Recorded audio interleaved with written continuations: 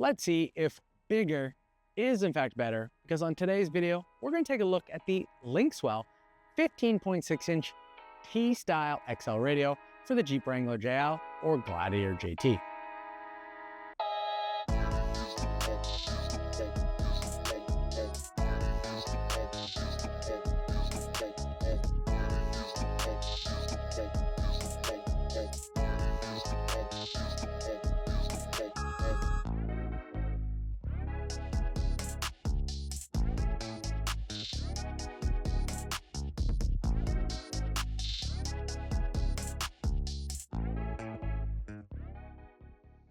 What's up everyone, and how's it going? As you just saw on the intro for today's video, today we're going to be installing and reviewing the Linkswell 15.6-inch T-Style XL radio. This is an Android-powered Tesla-style screen replacement, which when installed in a Jeep is actually going to transform the interior by replacing the factory radio and the climate control panel with one large screen. And not only with the system are you getting the big screen upgrade, but you're also going to be getting a performance upgrade, because with this unit, you're also going to get wireless Android Auto and Apple CarPlay, which means that you no longer have to plug your phone in as soon as you get into your vehicle to connect your phone to the device. This system is designed to work for the 2018 to 2023 Jeep Wrangler JLs and Gladiator JTs. Unfortunately, it does not work in the 2024 Plus models, because in those models, you guys already have the upgraded interior, which has completely different panels. For myself, I've actually had the opportunity to install a few of these units while working at the Donut Enterprise, but I've actually never had a chance to fully test the unit out besides the initial setup. So for myself, I'm kind of excited to get this unit installed in the Jeep and have the opportunity to test it out and see what it actually can do. The plan for today's video is to first start with the installation, and during the installation, we're actually going to go ahead and show you guys the step-by-step process on how to install this unit, because if you are in the market to buy this unit and possibly try to do the installation yourself, you can actually use today's video as an installation guide. Once we've got this unit installed, the next thing I'm actually going to do is take some time to use the unit and test it out, because when I return, I'm actually going to want to make sure that I have a good understanding of this unit, because I'm going to show you guys how to use the unit, give you guys my final thoughts and opinions about it, and answer the question of whether bigger is actually better. So now you guys know what I'm going to be doing in today's video. Let's go ahead and flip this camera around and dive into the first steps of the installation.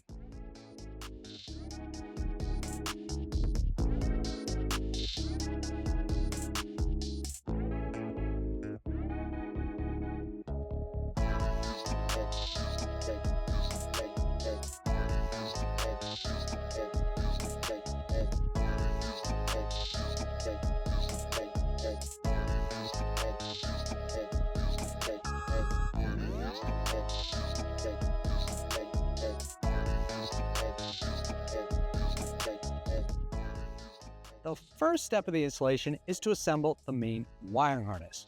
To do that, we're going to take the main power harness, which is right here. It plugs into the Jeep on this big box here. And we're going to take this red box right here, which is actually the canvas box. This is designed to connect or transfer the information from the radio to your vehicle and then from your vehicle back. So this is a very important box.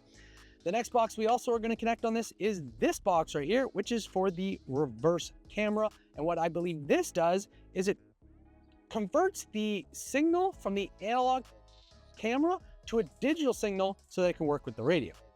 You're going to take this camera box, and on this end of the wiring harness, which is located close to the big black connection, we're going to find three little connections over here, two little white ones and one black one. The black one is going to be where you're going to connect this box to. So you simply just slide it in and click it in. Once clicked, you're good to go. Then we're going to take the canvas box and it's going to connect to those other two connections at this end. So we have one large one and one small one. And on the port, we have one small one and one large one. So all you do is connect the large one to the large one and the small one to the small one. Then we're gonna go ahead and turn the wiring harness over, because on the back side, we're actually gonna go ahead and connect the audio, or set up the audio for this.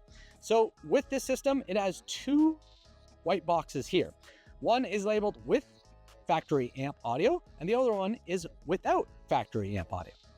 This is basically determining which vehicle you have, what setup you currently have in your vehicle. So if you have the factory upgraded system with the amp and the sub, you're going to use this one. If you have the stock, the very stock one, the entry basic one, you're going to use this one. And all you're going to do is connect it to the white port over here, which says audio out. So for myself, I'm doing the factory with amp because I do have the amp and the sub. Then we're going to go ahead and place the radio face down on the packaging foam. This is going to give us access to the back of the radio so that we can start connecting some of the wires to the rear ports. As you can see, we've got a bunch of different ports on here. We even got a fuse here, which is probably the main fuse for the radio. And we've got one wire that is actually part of the radio, and that is the SIM card port. This is basically where you would install a SIM card if you wanted the system to have mobile data. So what you could do is simply go buy a SIM card, put it in, and then your system would be connected to data all the time. For myself, not going to be using that now. So what we can do is actually set this aside up here, because this is going to be the pile that's going to go to the glove box. The first wire harness that we're going to connect to the back of the radio is going to be the main power harness. For this, we're actually going to go to the opposite end of the power harness that we were previously working on, which is this side right here. On this side, we're going to find the largest connection right here, because this is going to be our main power connection, which is going to plug on this part right here. All you're going to do is simply slide it in, make sure it's the right way, and then once you feel it clip, you know you're good. Over here, we got a few other connections. A few of these we're not going to be using. The 2 EV box and the multi-camera power box or connection. These two are not going to be used for our installation today. These are actually wire connections that can be used for accessories that you can add on to the system. The next wire connection is the 2 climate control. This is going to be connected to the vehicle, which will happen when we're doing the final insertion of the radio. So we're going to put that aside for now. The last connection we have on this side is the 2 radio, which is this small white connection. This is actually going to go and connect over here on this side. So we'll simply take this and connect it just like that.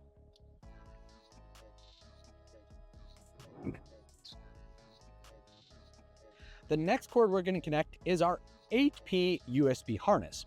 This has a pink connection on the end. And what we're going to do is we're going to simply connect it to one of the 8 ports right in this location. And it's really easy. All you have to do is figure out which shape it fits. There's only one location it will work. This is not the right one. The right one is the top right. So you're simply going to press that in until you hear it click. Then on the other end of this, you actually have a USB phone link port. This is a generic phone link port, and this is actually going to go to your glove box. So we're going to go ahead and set this aside with our SIM card. The other connection we have here is our USB connection, which is designed to connect to the factory media port to give us the ability to use the factory media port with the system. So this is going to be connected when we do the installation of the radio. So for now, we can set that aside with the climate control. The next wiring harness that we're going to install is the cam inputs wiring harness. This has a big black connection on it, and similar to the other ones, all you have to do is connect it to the right port, which is pretty straightforward because it is the biggest one that's available. So it goes in the top left. Then on this end, we're going to have some extra wires here, which are all labeled with different things: 360 trigger, reverse power, front power camera. All of these are not going to be useful for our setup. The 3 RCA cameras, there's one thing we're going to have to connect to one of these. One of them is for a right camera input, which is basically an aftermarket camera, if you want to add that. Then we have a front camera input, which again, aftermarket camera. And then we have our factory cam input. This is going to be for your reverse camera. So what we need to do is remove the cap for that. And we're going to take our main wiring harness and we're going to take the camera box, and outside the camera box, we have 2 connections coming out of that. One is our reverse CVBS output, and the other is our reverse ADH output. I believe if I remember this correctly, it is the CVBS that we're going to want to go ahead and plug into the factory cam output. So we just simply connect that, and then we can go ahead and set that aside. The next wiring harness is the aux-in wiring harness. This has the gray connection on the end, and this, similar to the other ones, you're just going to find the right port that it fits into. This one does not fit into here. It actually fits into the one underneath the pink one. So you're just simply going to slide that in and click it into place. On the end of this wiring harness, you have your RCA connections. And for that, we're actually going to go back to our main wiring harness, and we're going to find the connections coming out that are labeled CD audio, and audio. We're not going to use the CD audio. We're actually going to use the audio input left and right. And you're going to go ahead and take the aux R and connect the audio input R to that. So it's just remove the caps, connect that, and then do the same for the white connection. And then that is good to go as well. We can set that aside. The next wiring harness that we have is the DVR cable. So this has a few cables coming out: accessory, battery, ground. This does have its own port on here, but for us, we're not going to end up using this.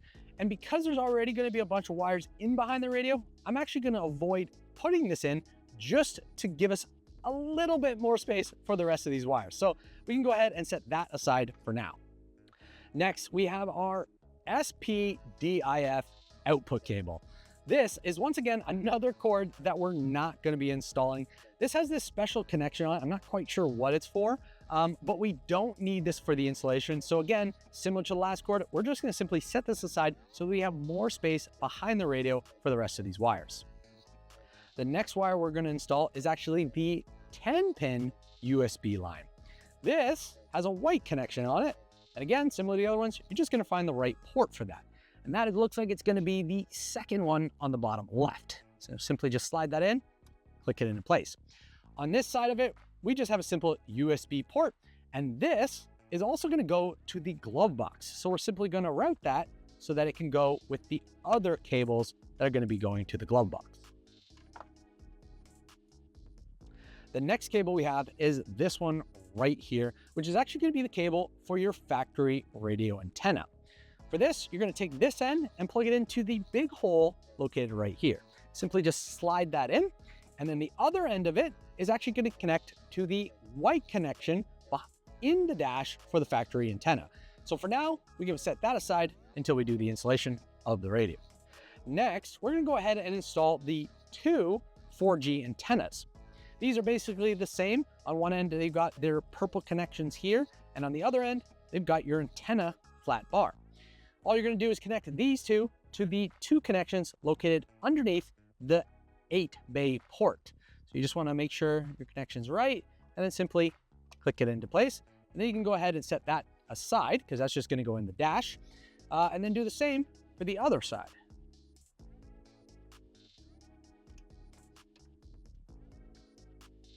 The next wire we're going to install is actually the Wi-Fi antenna. This has a gold connection on it, and it is simply going to connect to this one right here.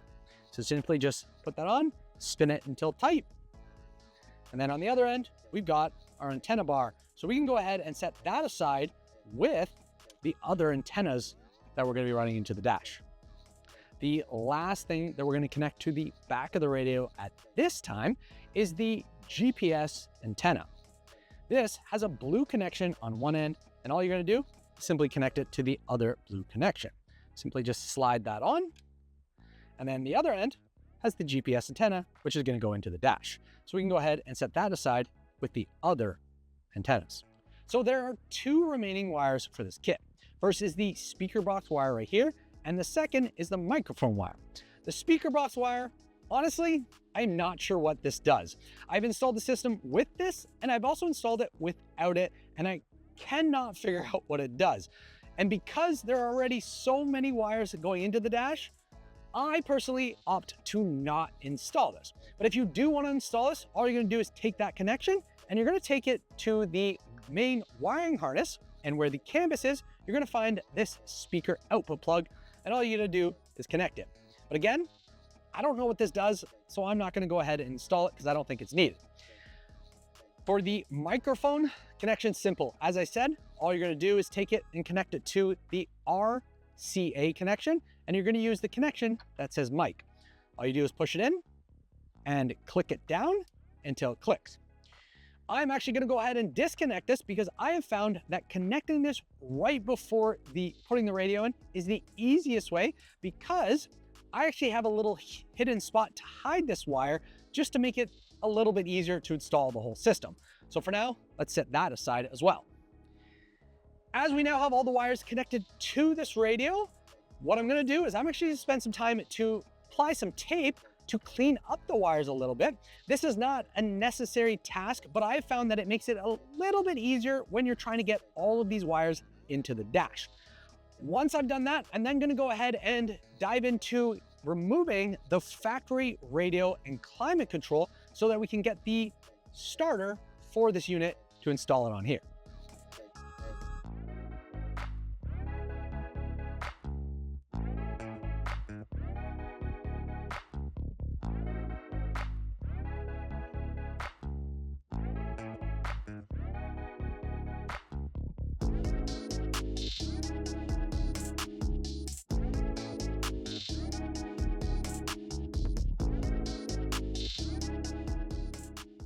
Once you have the climate control panel removed from your vehicle, we then need to go ahead and remove the start engine button. To do that, we're going to flip it over and remove the 3 bolts holding that module in place.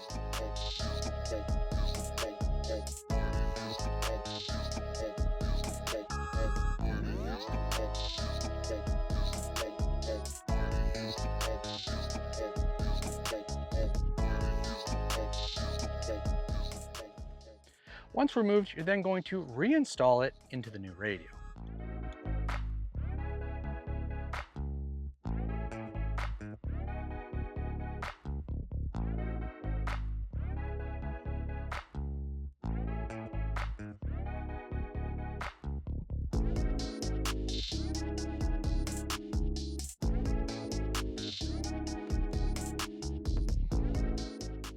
After we've got the start button relocated to the new radio, the next part is to install the brackets that are going to hold the new radio into the dash.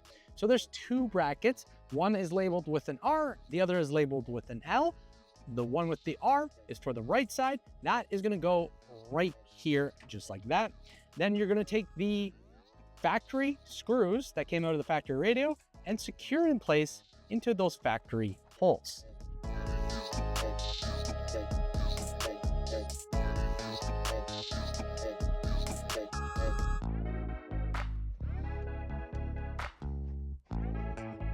Then repeat the side for the left side, which will be the L bracket.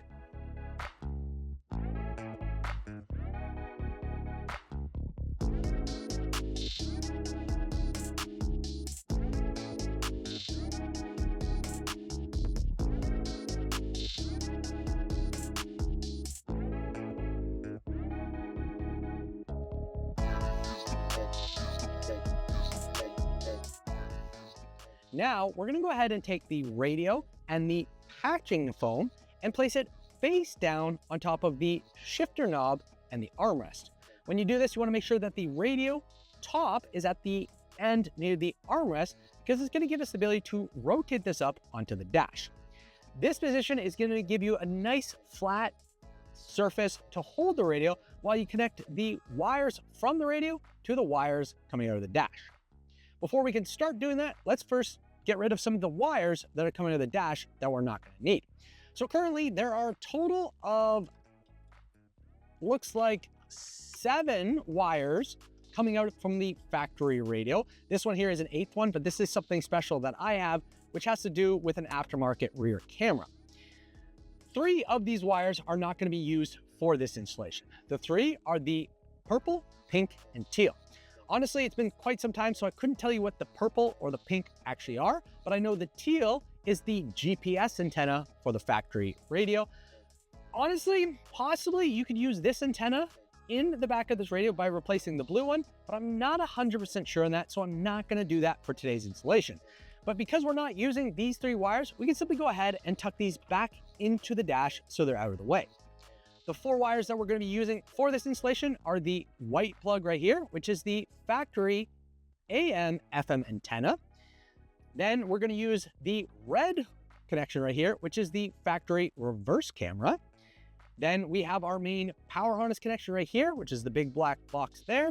And we've got this gray box here, which is our factory media port connection. So these 4 connections are going to be what we're going to use here. And then we've got 2 connections down here, which is your climate control and your ignition control plug. So what we're going to do is we're going to first start by connecting the main power harness, which is this box here. So we're going to take that connection, we're going to make sure that the arm is in the back position, and then we're going to simply line up the box with the notch on each side of the connection. Slide that on, and then once it starts, you can then rotate the arm, and that's going to pull it tight. And then once it clips, you're good to go. After that, we're going to install the factory reverse camera, or the box for the reverse camera, which is going to go into here. The red connection, we're going to simply connect the red connection. This is if you're using the factory analog reverse camera. For myself, I'm not using that. So what I actually have to do, well, technically this is useless to me, but I'm going to keep it in here for now. But what I need to do is I need to take my digital connection, and in the main wiring harness, I need to plug it into the factory cam input. So this is going to be if you're using an aftermarket digital camera, you just simply plug it into there. The next connection we're going to do, so we're going to lay these here. The next connection we have is our media port. So we're going to take our USB connection here, this one here, and connect it to the gray connection. Then we're going to do our FM antenna, which is going to be the white connection here. Slowly slide that and connect it to the XC01 cord.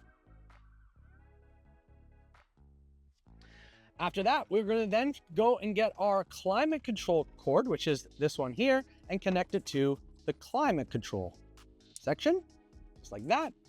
And then over here, we're going to take our connection for our ignition and slide that in as well. Now that we have everything connected, the last thing we need to do before we can start actually putting this hot mess into the dash is we got to go ahead and run the USB cords with the SIM card to the glove box. So to do that, you're just going to simply slide this in here. And there's a little channel right there that you can find, and you're simply just going to work it in there. And then simply pull it to the glove box. Now we can start inserting all the antennas. So there's a couple options for the antennas. Some people would say that you want to actually run all of these wires up to the roll bars in your ceiling. Yes, obviously that might give you more signal, but realistically, this is just plastic and this is just glass. So if you insert these in here, I found it works just fine. So what we're actually going to do is just start inserting them to the left and the right. Ideally, for the two 4G ones, you want to put one on each side. That's just distributing the signal a little bit. But yeah, you just want to kind of get that started. So let's just, these are all tangled for some reason. So let's untangle them.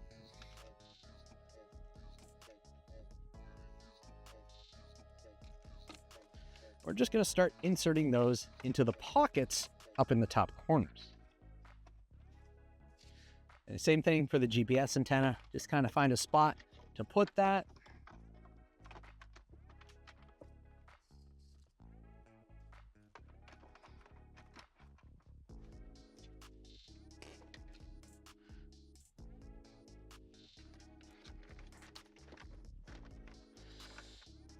The last thing I forgot we need to install is the microphone cord. As I mentioned, I got a little hiding spot for this bunch of cord. What you're going to do is you're going to pull back the side, and right behind the cigarette lighter, you're going to put the extra cord. Then you're going to take the microphone, bring it up, and just guide it behind this plate and stick it right in here. that is just a holding location because we're going to actually mount that right here in the corner of the radio. Then you're going to take the other end of that microphone and you're simply going to connect it to the microphone mic spot. So just simply connect that just like that. There's a couple things that are worth routing. I would suggest routing this microphone wire up into the main compartment, as well as your climate control. I suggest routing this so that it climbs up, routing this wire so that the climate control switch is up here in the radio.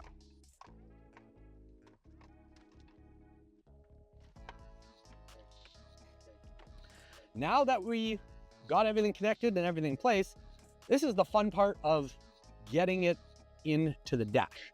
So this is gonna take me some time. Just watch and see what I do.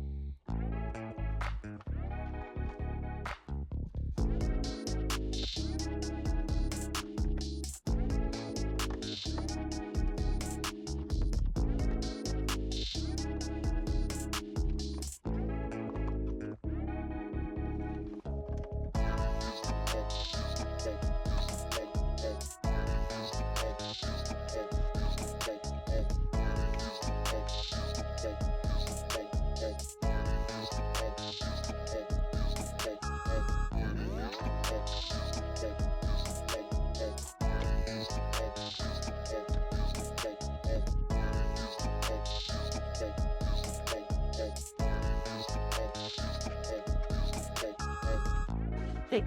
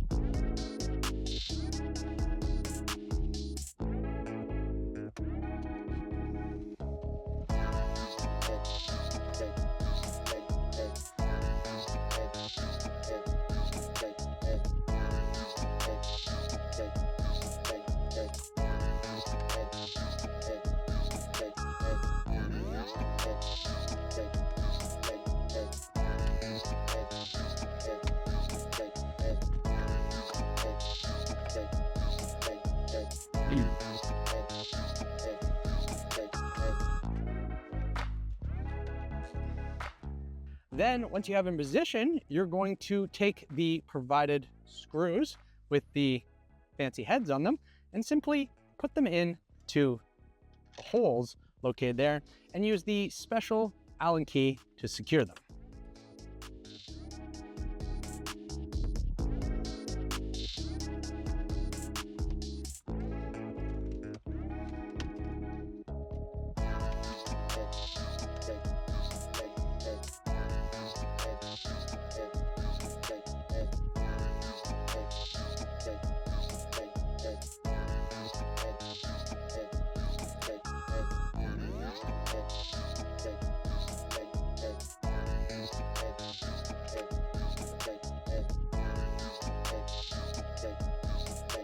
Zumindest mit so einer Hauptwand mit Schwänen.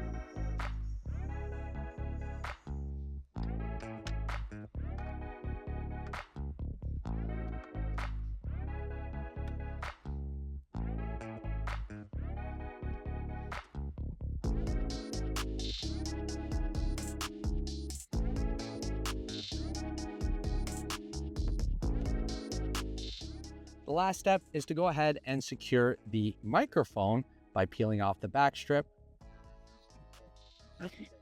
and sticking it right here.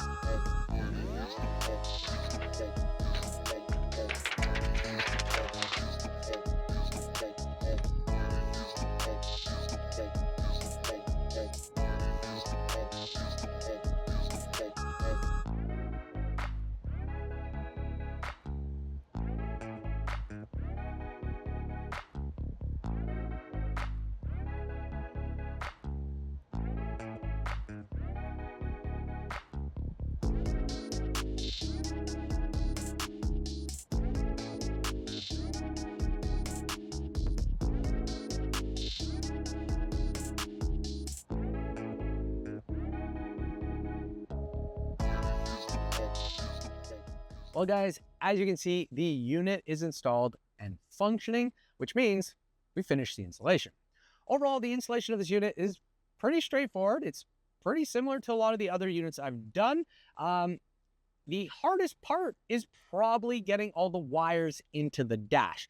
These units have a lot of wires, a lot of boxes, and there's limited space behind the radio, which makes it the most challenging part of the installation. If you're doing this for the first time and you're putting that radio on and you feel like you're having to force it, my suggestion is don't. Don't force it for a couple reasons. First, you can end up cracking the screen. I haven't done that, but you could potentially end up cracking the screen if you're pushing on it. And then second, even if you're pushing it and you think the screen's fine, you might be damaging some of the wires in behind. So it's extremely important to take your time doing it. One of the tricks I've learned through the many I've installed is if you tilt the bottom edge of the radio up and slide your hand up underneath and push all those wires in, that will help at giving you the room needed to put the radio on without any force. Again, the first one I've done was a little more challenging, but now I've mastered it to get the hang of it to make it really easy, and suggest if there's any force, don't force it. Overall, simple installation, and if you are doing this for yourself, you should be able to use my instructions or my video as a guide to do this for yourself and to save yourself some money. Now that the installation is complete, it means it's time for me to take a break from today's video so that I can go ahead and take a couple days to test this unit out, figure out what it can do, figure out how to do it, so that I can come back and show you guys what you can in fact do with this system. So that means time for me to take a break, and we'll see you guys in a couple days. And just like that, we're back. So we've had some time to test the unit out, and at this point, I think I have a pretty good understanding of how the system works, and I'm ready to go ahead and show you guys what you can do with it. But for this part, I'm probably not going to go ahead and show you guys every single detail and feature that you can do with the system, because fortunately, this system is pretty capable and it has a lot of features built into it. And if I went ahead and showed you guys every single detail, this part of the video would end up being probably an hour long just by itself. So what I'm going to do is I'm simply going to go ahead and cover the main important items so you get a good understanding of the system's capabilities. So without any further delays, let's go ahead and flip this camera around and dive into the system. So when you start the Jeep, if you already have your phone connected via Bluetooth and you have the auto load feature engaged in the system will go ahead and automatically start up the Android Auto or Apple CarPlay. And this is actually done wirelessly. So it means that you no longer have to plug your phone in to get this to load up. For myself, as I'm a Google Pixel user, the system has gone ahead and loaded up Android Auto. This screen is pretty much the exact same as the screen I would have seen on the factory Uconnect system.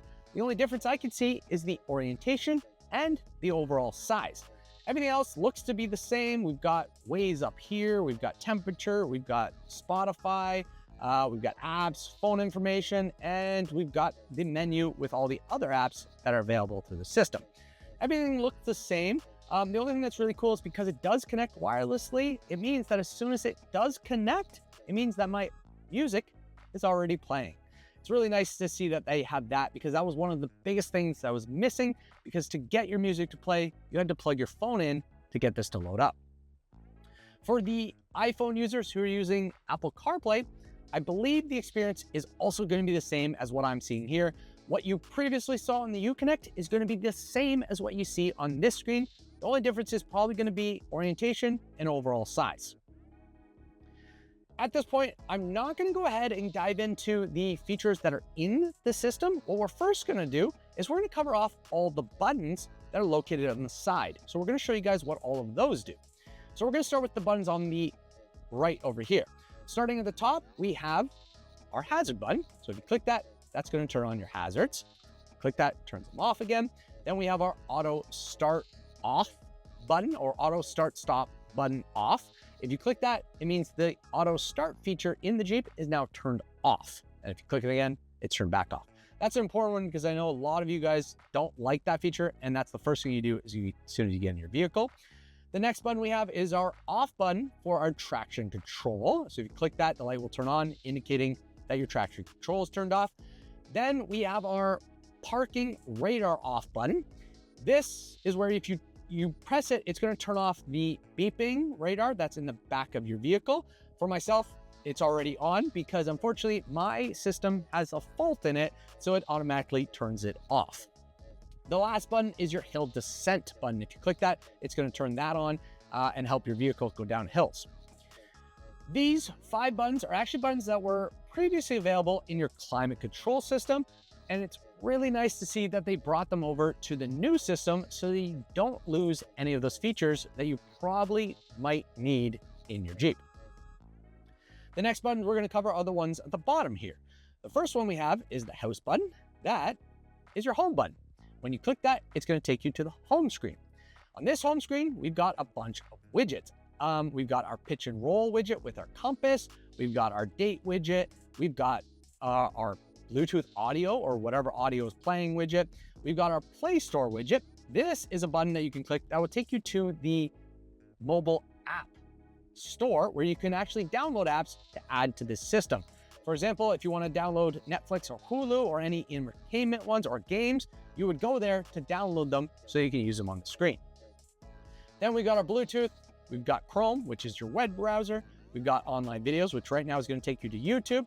We've got climate control, which we'll show you guys that later. And then we got settings, which we will also go into details. This screen also does have a slide feature. You can see that by the 2 buttons here. If you slide it, it's going to bring you over to here where you have some other apps. These 2 pages are customizable. I believe you can click and hold and change widgets. You get home settings and wallpaper. Everything's fully customizable in there. The next buttons we're going to talk about are the 2 arrow buttons here. These are your forward and next advance or back advance. So if you're listening to music, you can press those to go to the next or go back, whichever one you press. But before we get into the wheel, let's talk about the 2 little things on the side here. We've got our MIC, which is actually a built-in mic hole. I believe the system does have a mic, but because of the location, I'm not sure it's that good. And I say that because based on the research I saw with this system, they say you need to use the additional mic that comes with it, which is why we have this mounted over here, just above the ignition button.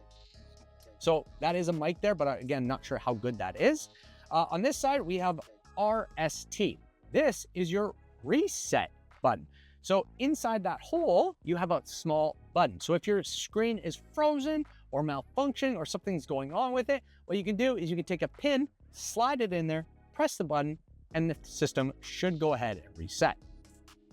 The last button we have over here is our back button. So say we are in our home screen or let's say we're over here, we can actually hit back and that should take us somewhere else. So actually let's open up wireless or our Android Auto. And if we hit back, that takes us back.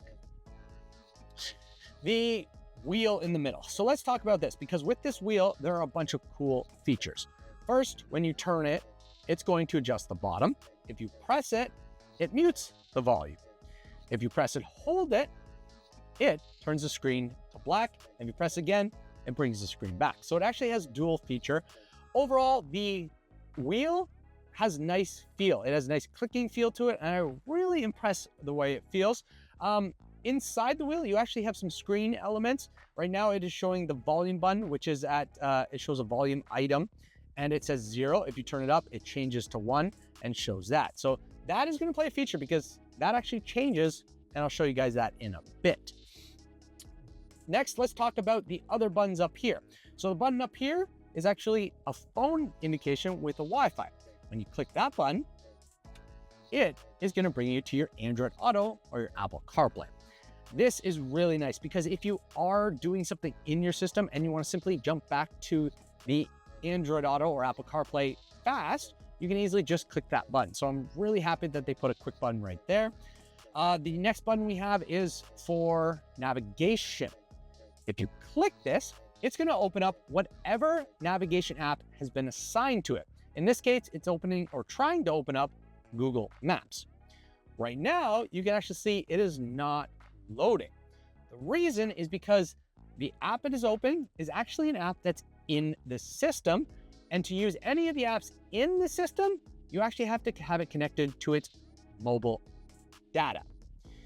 Unfortunately, when you're connected to Bluetooth, you can't pull the mobile data through Bluetooth. To get mobile data, you can either go ahead and hotspot your phone so that you can use the mobile data from your phone. But if you do that, you have to disconnect the Bluetooth to have that option. So you would have to go in here, disconnect your Bluetooth, and then connect Wi-Fi, turn on your hotspot, and then connect it there. Or another option to get this working is you can go ahead and connect to either a Wi-Fi. Maybe you have a mobile Wi-Fi on your vehicle. You can connect to that, or you can connect it, you're parked and you have a Wi-Fi located around you. So that's two ways. The last way is you can actually go ahead and purchase a SIM card and put it into the SIM card port that's inside the glove box. And that will give your system permanent mobile data. So those three options are going to give you the ability to actually use the navigation through the system. So if we hit back again, it's going to take us back to our Android Auto. The next button we have is what I would call tile button. I know that's not the right name, but this is, if you click it, it's going to show you guys whatever little screens are open. This is similar to what a phone would do, where you can actually like clear them and delete them. It's one of those features that you might use, might not. I don't know if that is a functional thing. The next button we have is a gauge. If you click this, it's actually going to go ahead and open up your vehicle settings page.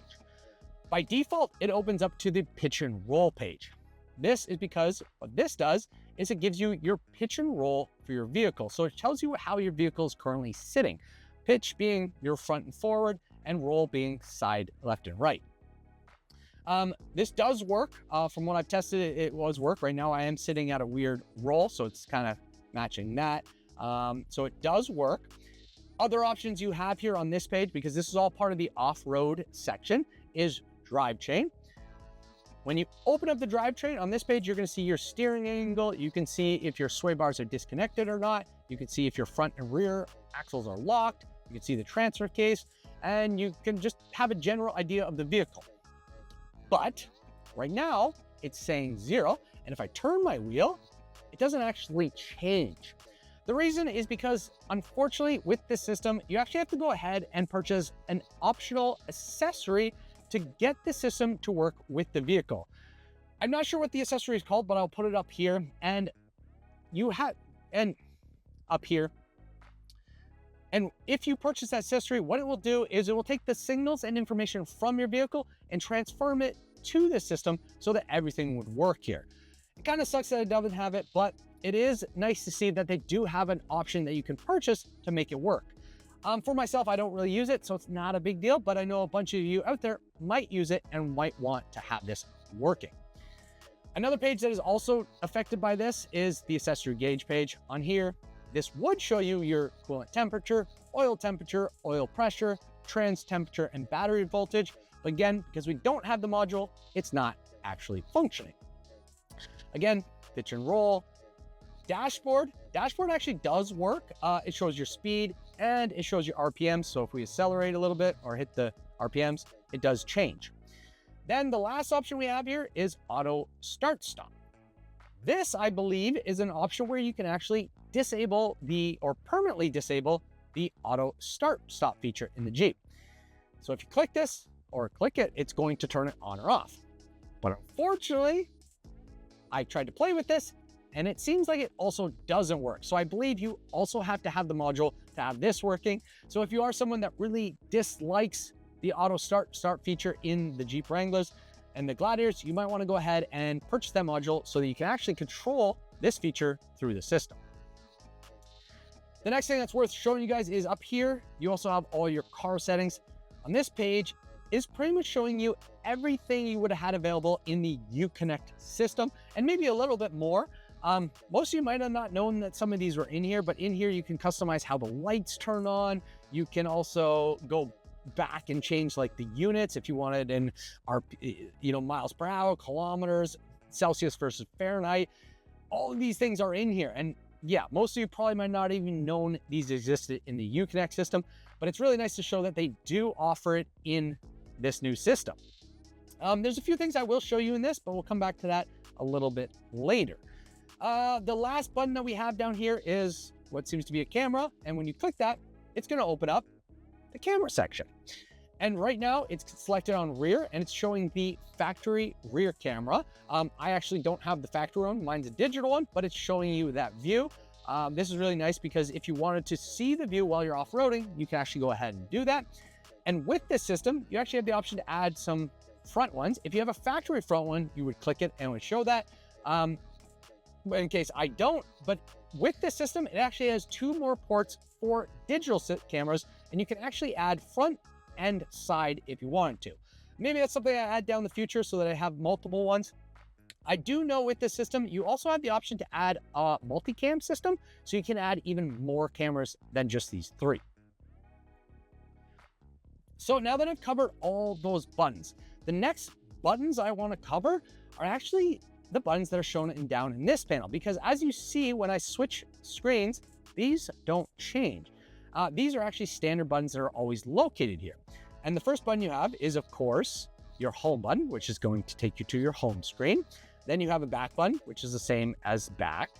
Then you have next audio, which is, again, for some reason, the same as there. You then have a display up here that says car audio.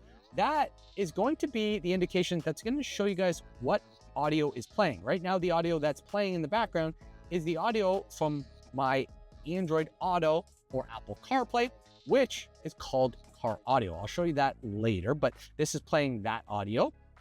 Over here, we have a tile button, which is the same as here. If you click that, it shows the tiles. And then we have an app gallery. If you click this, it opens up all the apps. We'll come back to this to skim it, but for now, let's go back to our Android Auto. In here, there is something cool in here that I really want to show you guys, and it has to do with the wheel. So this section has 2 dots because you can swipe left and it brings up the climate control area. This is a mini climate control here, and in here you can change the temperatures of both of them. You can turn on defrost on the back windows and front windows. You can turn those off. You can also turn auto on. You can recycle air. You can turn your AC on to full max. And then if you noticed here, what used to be a speaker has changed to a fan, because now you can control the fan. And if you press that, actually again, it also changes the temperature, where you can change the temperature on each side. If you click the temperature on this side, it's actually just going to change just the temperature on the passenger side. So now they're unsynced. If you leave it, it should go back, I believe. I'm going to see if it does. No, it doesn't. But to go back, you just swipe and you can go back.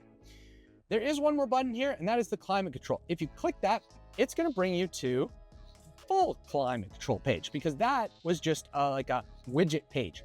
On this climate control page, you have options to first display up here. Then you have options to change the way the air is coming out. You can have it coming to your face, down below, and you can also have it defrosting. You can also have the fan option. You can't drag the fan for some reason, which you thought they would. You actually have to press the buttons on the side or control the wheel if you have it selected in that option. You have AC, AC max, all these options go to auto. You can also hit sync again, which sync will make this go back to being the same. Other options are available on here that you might want to know is heated seats, where if you click it, it actually turns this on and it turns it to level 3. If you click it again, it goes down to level 2. Level 1, you can see the colors are changing, and then back to off. And then over here, you have your steering wheel as well. If you leave this screen, it will close. So this one will close automatically. You're going to see it happen right here. And it closes to whatever screen you previously had. So yeah, little cool features there. Now that I've showed you all of that, I guess now we can go back to the home screen and let's talk about some interesting features and some things that I want to show you guys. So if you click the apps over here, you're going to find music player, HD, and a couple of things like Bluetooth audio, weather, clock. The one that's probably going to be important is radio. If you go into the radio, you're going to see all the radio options. This is where you can go to FM. You can seek 2 different channels. You can find channels. You can do whatever you need to for factory radio options. So this is pretty much radio if you use that. I don't use this, so I'm really unfamiliar with this. I pretty much just use Bluetooth, my Android Auto and Spotify. So, but there is this option located here. If you go to the app section, we're gonna find a bunch of stuff in here. Key ones that you need to know are car settings. Click car settings, takes you to this page here, which is everything we were looking for with the video settings and stuff like that.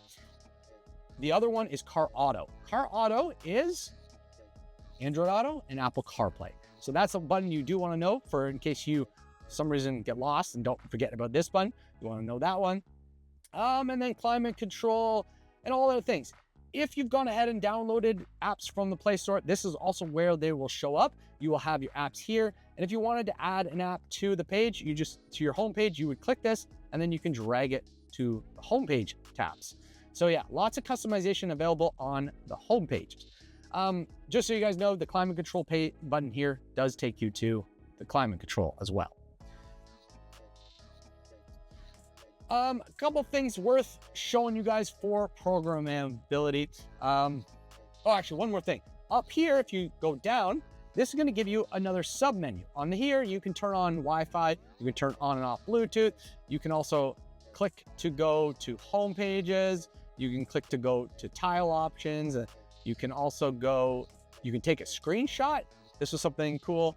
If you want to screenshot what you're seeing on the screen, and then back button, obviously, and then audio here. You can also change the brightness of the screen by going up and down. You can also change the volume level of whatever you are playing. This also is a button where you can click to turn the screen off. If for some reason you forgot that, you click that, it'll turn the screen on. One thing you can also do is just hit the screen and it comes back. So the screen is still technically there, it's just in a black mode. So yeah, tons of different apps in here, tons of different things you can do. Couple programmable things that are very important. So if you're in your climate control section and you don't see the features that are correct to you, or you're missing the heated seats, what you need to do is you're gonna go to your app section. You're gonna go to your app section. In your app section, you're gonna go down to settings. In settings, this is where you're gonna find stuff for this system. Tons of things in here, demo modes, different things, disable multi-knob. So that's where you would disable everything that was happening there. Audio, you can get your equalizer, you can get your sound grades, you can see video quality, you can see users, you can change the boot screen if you wanna change what it boots up to, you can do all that. Go back, for some reason it won't let me go back. And then the most important one is if you go systems, this is where you're gonna find information about upgrades and stuff like that. You shouldn't have to upgrade, but if you wanted to, you can go in here and you can check for updates wirelessly and also get those updates. You can also go to system settings. This is an important place because in here, if you're not seeing those items in your climate control, you're gonna hit car, mode, and AC. In here, you wanna go over to this screen. You're gonna click the vehicle. You're gonna click which vehicle it is, so Wrangler, which is also the Gladiator. For some reason, they didn't write Gladiator in here, but this would be also the Gladiator. And in here, you're gonna make sure you select the right one. So in my case, I want auto AC because I have auto, but if you have manual, you wanna make sure you're in manual. And then there's max 22. I'm not sure what that is, but those two should work for that. If you're on that, if you're in there and that will turn on the right settings for your climate control. But if for some reason you're not seeing heated seats and steering wheel, this is where you have to click to turn those on. So in here, you turn on what you have. If you have cooled seats, which I don't believe any of the Wranglers do, but this is where you would also turn that on to have that option. But that's where you turn on those buttons so that they show up. So that's an important section. Camera switch. This is where if you're using the multi-camera, you would turn that on. If you're using a 360 camera, you could also turn that on. Those are additional items you could add. But again, yeah, that's one thing you really need to know. The other thing has to do with audio. So if you have the factory upgraded Alpine system, what I've learned from all these systems, if you click on the car settings, then go to car settings, go down to audio. What I've learned is you want to go ahead and make sure that your volume is already turned down. So if for some reason your volume's at 0, you want to go ahead and turn that all the way up. I've also realized, so that it goes all the way up to 38. I've also realized you can turn your default bass up. So if you want to have your bass set up, this is where you would set it up so that it's default like that. That's just something you can make sure you're set up. If you've done that, then you can easily go back to the normal audio settings and you can go to the equalizer and play with all that. I just leave it bass, but I have mine set up that way. Besides that, I don't really have anything else to show you guys. Yeah, don't really have much more to show you guys about this. Oh, I do actually. The last thing is, last two things is, obviously, it does work with the reverse camera. If you throw it in reverse, the screen pops up. If your radar is working, it's going to show your radars. Mine's not. This, again, guys, is not the factory camera, but it does work with the factory camera where you get the factory lines and everything. In my case, I'm using a digital one, so I have different lines and different things, but they all do work. You do have options in here to change thresholds and stuff like that as well. There's all settings on this page. So those are available here. And then if we put it back, it goes back to the screen. The last thing I wanted to show you guys is how to turn on the auto launch feature for Android Auto. To do that, we're actually going to go ahead and disconnect our Bluetooth. Then we're going to go to the tile. We're going to clear all. Then we want to open up the Car Auto, which is the Apple CarPlay. And in here, you're going to click on this button here. This is going to be your settings thing. And then you're going to go ahead and click in the Allow Auto Boot. So this is going to be off by default. You want to turn that on. So that's how you're going to do that. And then you simply go back and reconnect your Bluetooth. And that should begin setting up.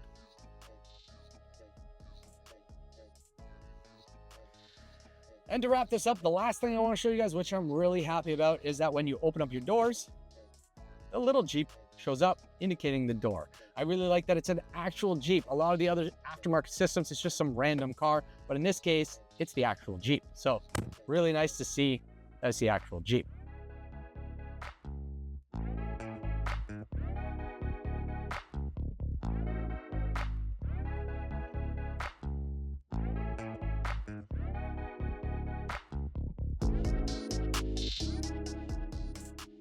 And that is how the system works. As I did warn you, I did end up having to skip a few sections within the system. And the reason was because I wanted to keep the section as short as possible. And as you saw, I already had a lot I had to show you guys. So there was a few things I did end up having to skip over. But hopefully, based off what I did show you, you did get a good understanding of what the system can do. And as a bonus, you also got a good understanding of what you need to do to configure this system. The reason I did add that in is because, unfortunately, in the Linkswell instructions, which I should mention, Linkswell never provided instructions with their package. Their instructions are mainly online. So you actually have to go watch a video to see how to do it. But in those instructions, they didn't show you guys anything on how to configure it to make it work with your vehicle. So I wanted to make sure to include that in today's video so you can use today's video to install it and to set it up. Overall, guys, I have to say that the system is actually pretty impressive. I have to say, in my opinion, the operation system behind this is actually really well done. I felt like it is smooth, reactive. I didn't see any glitches within it. You know, every day I use the Android Auto. It's great. Everything's great. No glitches whatsoever. So really impressed on that. I do have to say the biggest added feature that the system has to offer is the wireless Android Auto and Apple CarPlay. It is one of the best features. It gives you the ability to simply jump in your vehicle, turn it on, it connects to your phone, music starts playing, and then you can get on the road. So really love that. You know, no more plugging in your phone before having to drive. So really love that feature. Yeah, they did a really good job with that. In terms of the fit and finish on the system, there's a couple things that I like and a couple things I dislike. So first, starting with I guess let's start about the functionality and the buttons. So what I really like are the buttons over here. I love the quick buttons. This is something that a lot of the other systems I've tried didn't have. The fact that I can click this to go to the gauges, I can click this to go right back to the Android Auto or Apple CarPlay, and I don't have to go through the system to get there. They're just like quick jump things. You know, if I had the mobile data, I could have navigation. I just really like the way they added that. Of course, I also like the fact that they included the required buttons that are on the previous control panel. I do have to say, I really like the dial. I like the feel of it. I like the size of it. I like that they included it, because some of these other touchscreens don't include a dial, but it's nice that they have that volume dial. I like the way they incorporated the little screen into it. I like how the fact that you can press and hold it, and it turns the screen off, press it again. I also like the dual functionality that you have when you're using the climate control part. So good job on the dial. One buttons or set of buttons I don't like are the buttons along the bottom. The reason I don't like them is because right now, with the way they have the system programmed, is they're duplicates.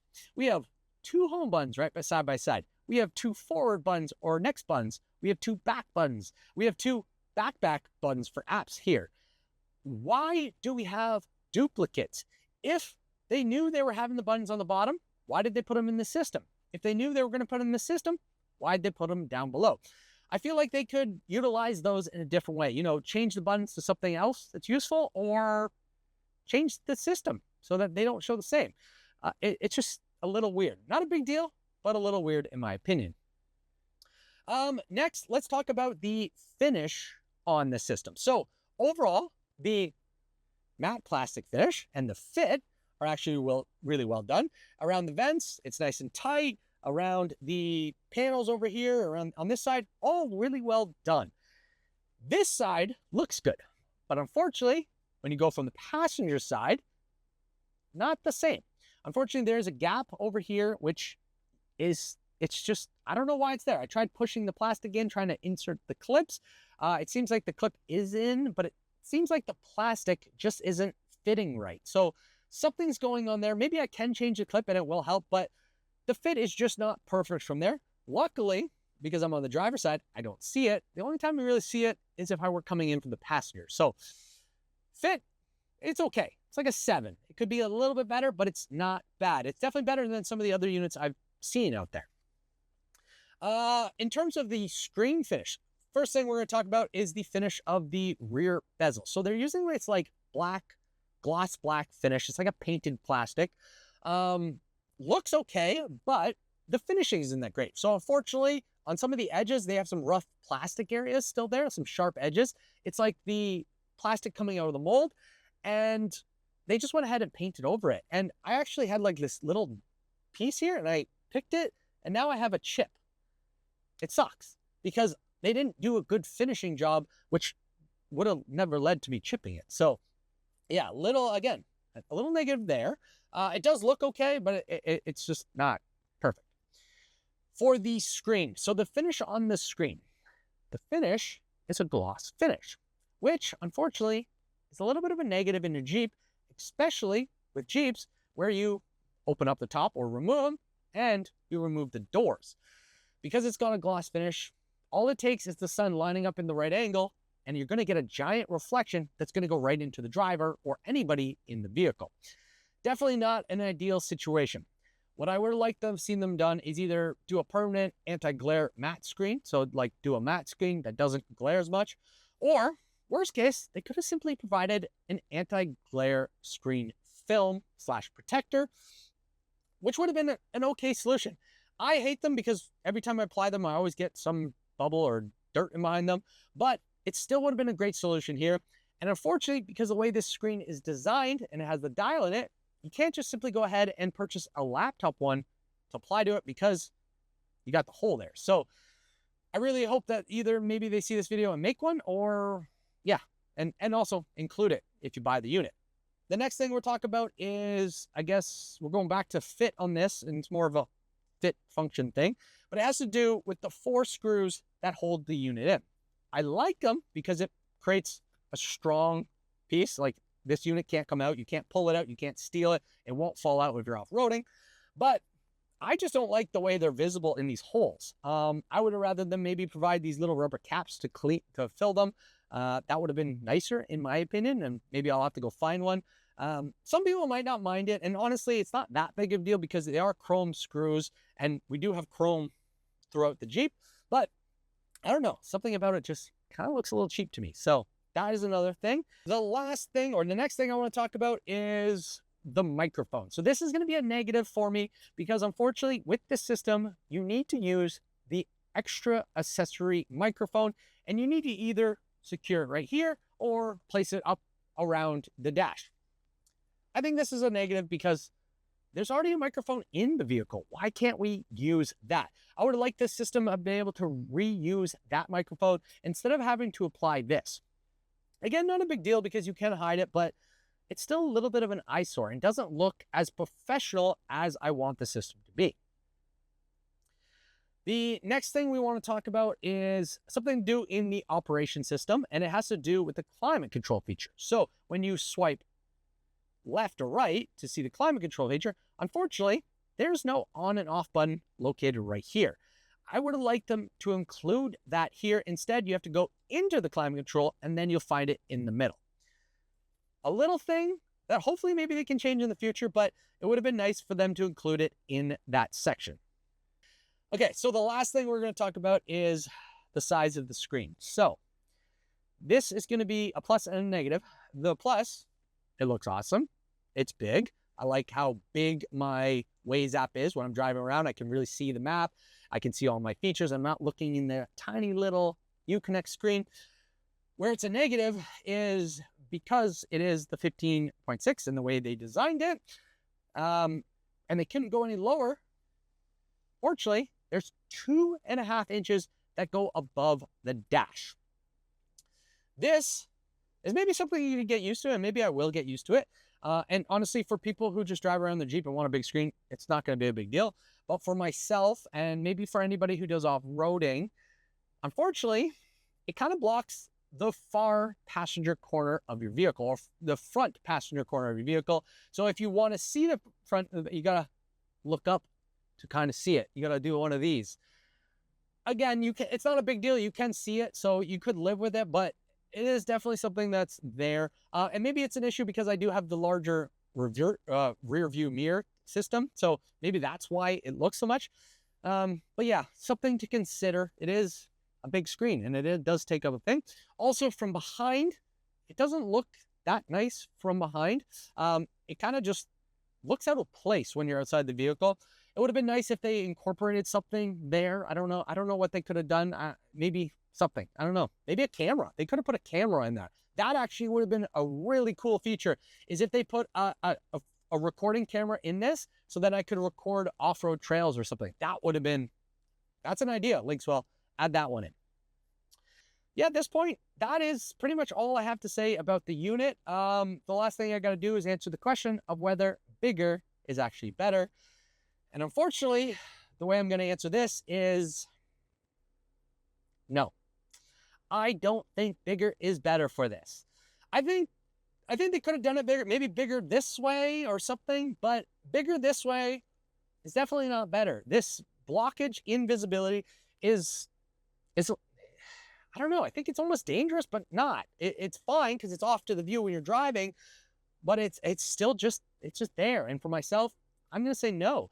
And the reason I'm going to say no is for two reasons. Because I also know that Linkswell does offer the 12.1-inch T-style screen, which I believe is a Gen 6 and uses the same operation system as this one. So, because I'm not a fan of this, I actually would have went ahead and got the 12.5-inch Gen 6, which is going to be at the dash. So it's not going to block any of my visibility, and it's still going to give me the same updated screen with this operation system. So really nice. I'd go that way. But again, that's my opinion. Some people might think bigger is better, and they might want to go ahead with this. And if you are somebody who wants to go ahead with this screen, what I will do is I will put the link right here and in the description below. You can click on that link, get more information, and purchase one for yourself. That said, it's time for me to go ahead and wrap up today's video. If you have any questions or comments about anything I've shown in today's video, questions about the installation, performance, or functionality, all you have to do is comment below and I'll do the best to answer the question as soon as I can. If you enjoyed today's video and found it informative and also useful, please make sure to like and share the video so that I can get more views. Also, make sure to subscribe to the channel so you can see more of the videos and get more information about what new parts are coming out and what new things you're going to add to your Jeep Wrangler or your Jeep Gladiator. And to wrap it up, like I usually say, keep evolving, and we'll see you guys in the next video. What's up, YouTube, and how's it going? On today's video, we're going to find out if the TerraFlex Premium HD drag link and tie rod are going to fix the floppy steering in my Jeep Wrangler.